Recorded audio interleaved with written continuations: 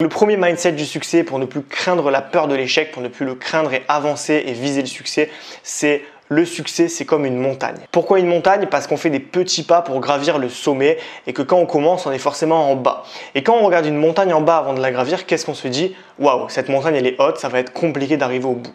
Sauf que quand vous montez une montagne, peu importe si vous voyez qu'elle est haute ou pas, vous allez, quoi qu'il arrive, faire un pas après l'autre pour à chaque fois gagner 1 mètre de hauteur et donc au final arriver au sommet. On commence d'en bas, on va avoir des embûches, on va avoir des endroits qui vont être condamnés, on va avoir des pierres qui vont être glissantes, mais quoi qu'il arrive, on va arriver en haut si on ne lâche rien, si on continue.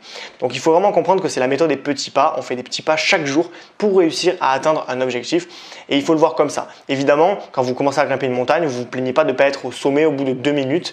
C'est exactement la même chose pour l'entrepreneuriat, il faut être patient. La mentalité à avoir, c'est que quand quelque chose ne marche pas, il faut que vous l'analysiez et que vous le corrigiez. Vous pouvez tout corriger si vous prenez le temps de regarder ce qui ne marche pas, de tirer des conclusions et d'avancer dans le bon sens pour ne pas reproduire les mêmes erreurs. Absolument tout peut être analysé et vos déceptions ne sont pas des échecs. Vous pouvez être déçu de résultats que vous avez obtenus, mais ce n'est pas un échec en soi, c'est juste quelque chose qui est en dessous de vos espérances.